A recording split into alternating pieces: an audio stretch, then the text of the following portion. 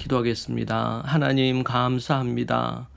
새날을 우리에게 허락하시고 하나님 앞에 예배하며 하루를 시작하게 하시니 감사합니다.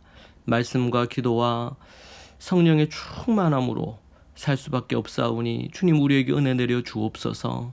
이 시간 함께하여 주옵소서. 예수님 이름으로 기도합니다. 아멘. 찬송가 213장입니다. 함께 우리 같이 찬양하겠습니다.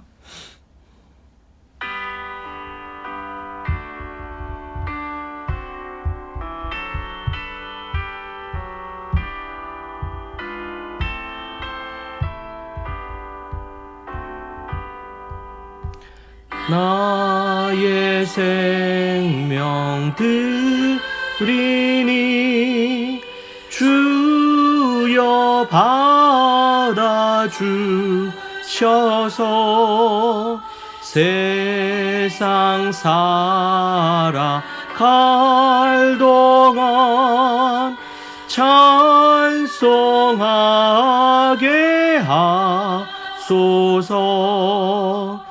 손과 발을 들이니 주여 받아주셔서 예의를 위하여 민첩하게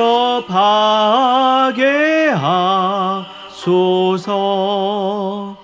나의 음성 들이니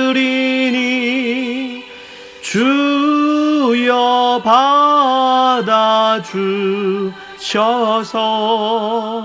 하의 진리 말씀만 전파하게 하소서.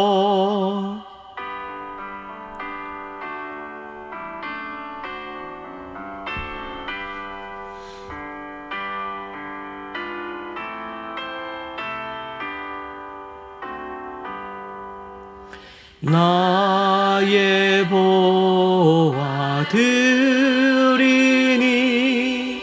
주여 받아주셔서 하늘나라 위하여 주 뜻대로 쓰소서. 나의 시간 드리니 주여 받아주셔서 평생토록 주 위에 봉사하게 하소서. 아멘.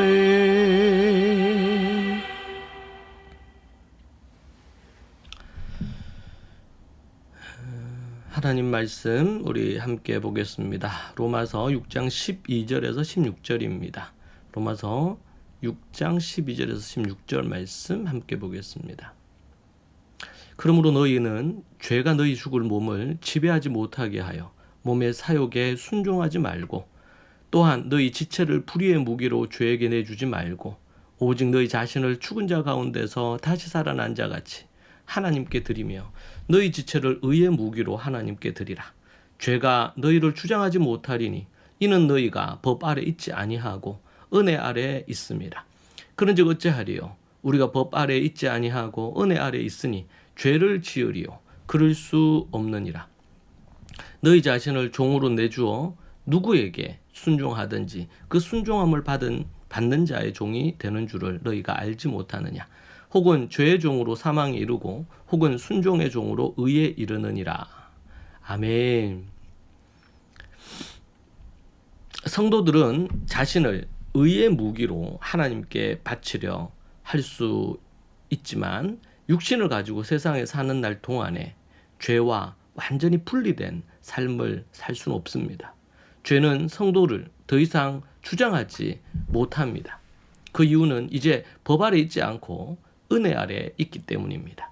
신의 산 아래에 있는 것이 아니라 십자가 아래에 있게 되었기 때문에 그렇습니다. 믿음의 법, 은혜의 법이 율법의 정죄를 이긴 것입니다.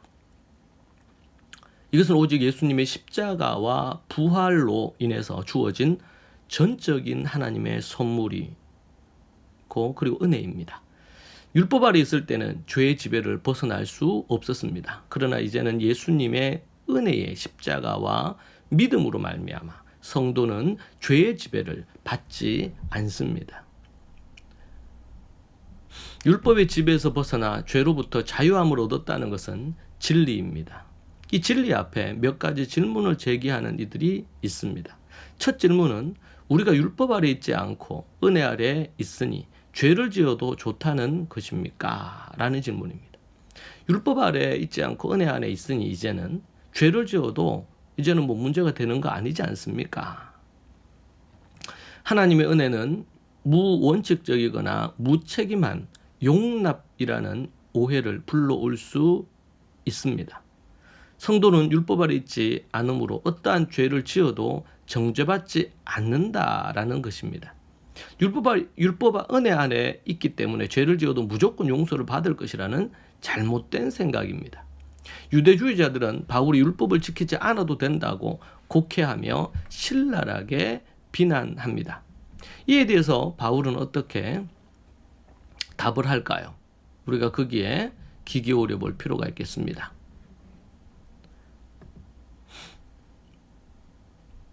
바울은 그럴 수 없다고 명확히 답을 합니다. 6장 1절에 보면 계속 죄 아래 머물 수 있겠습니까? 보다 더 강하게 도전하죠. 죄를 지어도 좋습니까? 결코 그럴 수 없습니다. 은혜 아래 있는 성도가 죄를 지을 수 없음을 노예 비유로 설명을 합니다. 노예는 두 주인을 섬길 수 없죠. 한 주인에게 전적으로 복종하든지 해야 되지 두 주인을 섬기면서 한쪽을 배반할 수는 없는 것입니다. 인간은 죄를 지음으로 죄의 노예가 되거나 아니면 주의 계명에 순종함으로 의의 노예가 되거나 이 두 가지 선택밖에 없습니다. 어떠한 선택을 할 것이냐, 어떤 종이 될 것이냐 라는 것을 우리에게 말해주고 있는 대목입니다. 죄의 노예로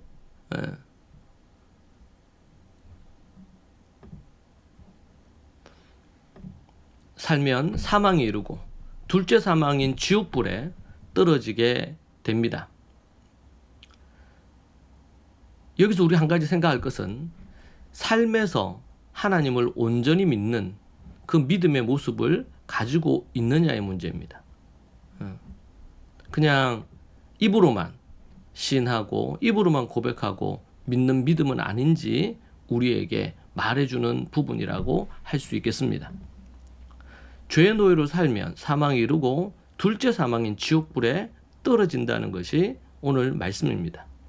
그런데 입술로가 아니라 삶으로 하나님을 믿지 않는다는 것을 증명합니다. 입으로는 말하는데 삶으로 그렇게 살지 않으면 그것은 어느 게 진짜냐? 입에 말하는 게 아니고 사는 게 진짜입니다. 여러분은 무엇을 믿습니까? 여러분은 정말 하나님을 믿습니까? 아니면 돈을 믿습니까? 무엇을 여러분은 믿습니까? 자신을 한번 정확히 돌아보고 생각해 볼 필요가 있다고 보여집니다. 무엇을 믿느냐? 우리가 잘 돌아봐야 될 부분이겠습니다.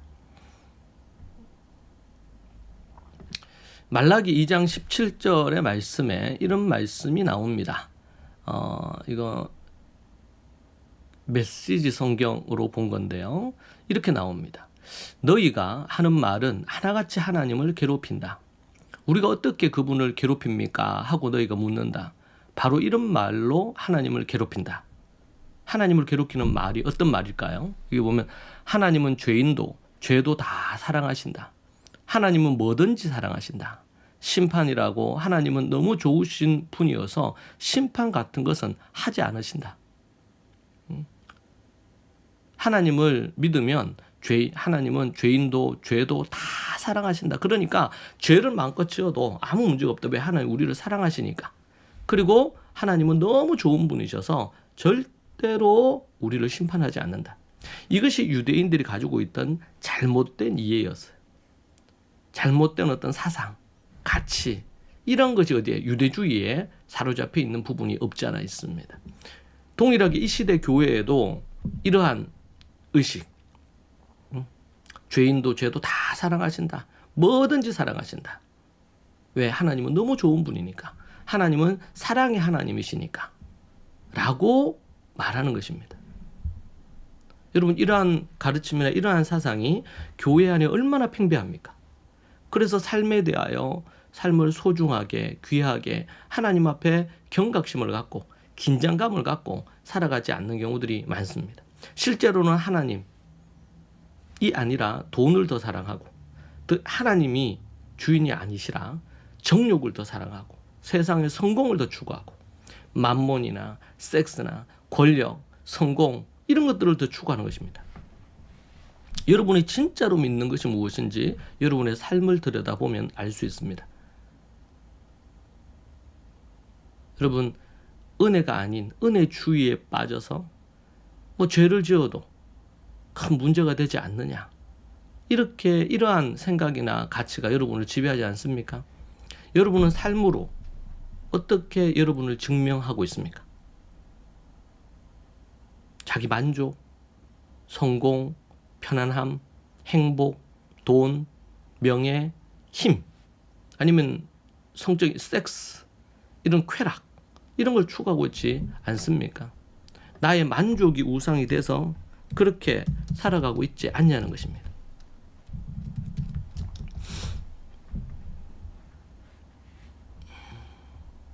죄는 하나님의 말씀에 불순종하는 것입니다.